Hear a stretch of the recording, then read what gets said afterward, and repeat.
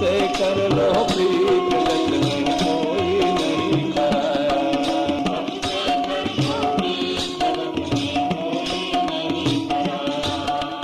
सबसे कर लो प्रीत जगत में कोई नहीं पराया।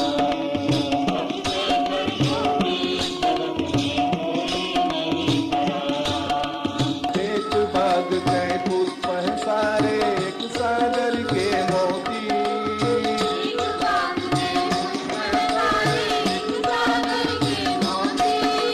जितने हैं संसार के प्राणी। इस कार्यक्रम में हम आपका स्वागत करते हैं।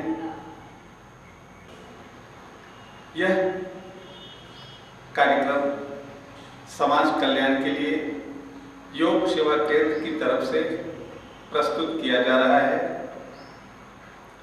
आपकी समस्याएं, शरीर से संबंधित रोग, कष्ट अथवा पीड़ा,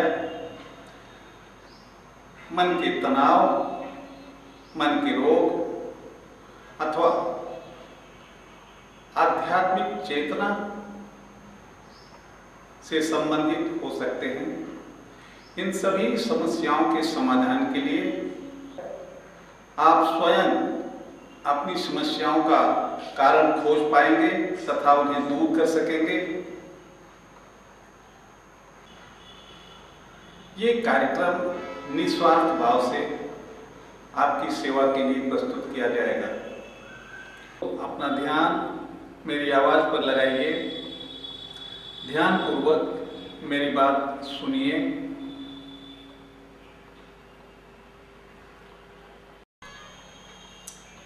जिस परमात्मा को हम भजते रहते हैं, उसे प्राप्त करना चाहते हैं, उसके चिंतन में लगे रहते हैं, उसको ज्ञेय कहते हैं। ज्ञेय अर्थात जिसे हम जानना चाहें। जो जानना चाहता है उसको ज्ञाता कहते हैं, और जिस माध्यम से जाना जाता है उसे ज्ञान कहते हैं। तो ज्ञाता हुआ यह जीव, शरीर, और ज्ञेय हुआ परमात्मा, और माध्यम हुआ ज्ञान। ज्ञान के माध्यम से यह जीव परमात्मा को जानना चाहता है। हम अपना विषय यहाँ से शुरू करते हैं। वह परमात्मा कहाँ है, कैसे मिल सकेगा, या उसके मिलने से हमारे दुख कैसे दूर हो सकते हैं, ये आपके लिए कुछ अजूबा विषय हो सकता है। शायद आपने कभी इस पर ख्याल नहीं किया।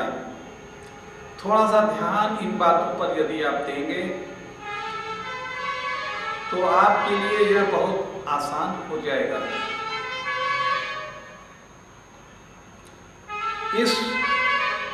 इस विषय को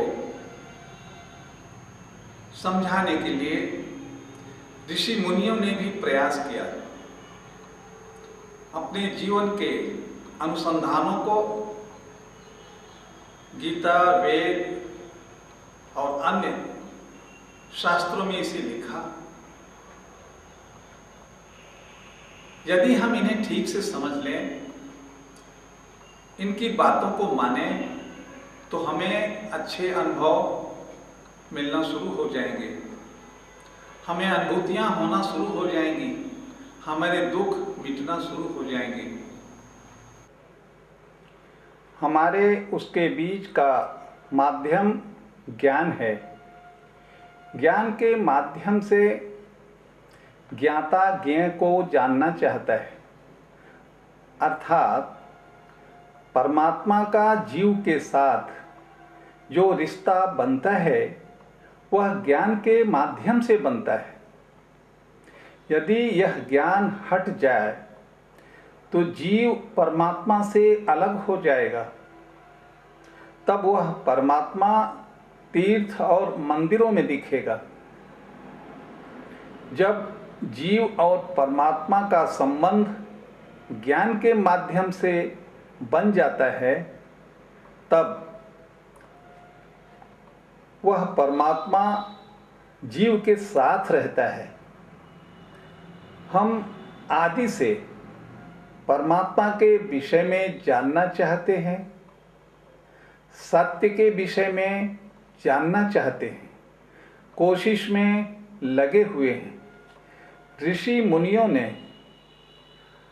कुछ ऐसे उपाय बतलाए जिनके माध्यम से हमें कुछ अनुभूतियाँ होने लगीं। हमने देखा, समझा और पाया कि यह परमात्मा इंद्रियों से परे है, इसलिए इंद्रियों के माध्यम से इसकी अनुभूति नहीं की जा सकती। यह परमात्मा सूक्ष्म तत्व है, उसे मन से ही जाना जाता है। इसलिए जिस ज्ञान के माध्यम से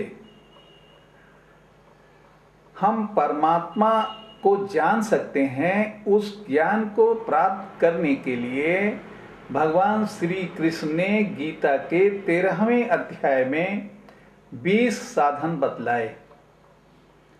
ज्ञान साधना के जो 20 साधन श्री कृष्ण ने बतलाए, उनका अभ्यास इंद्रियों के माध्यम से नहीं किए जाते।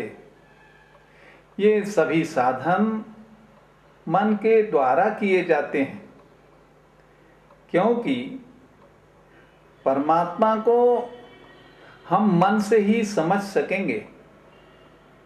इन 20 साधनों के माध्यम से मन को ही समझाया बुझाया जाता है, प्रशिक्षित किया जाता है, मन को ही नियंत्रण में किया जाता है, ताकि हमें परमात्मा का अपरोक्ष अनुभव हो सके, उसकी अनुभूति हम अंतःकरण में कर सकें।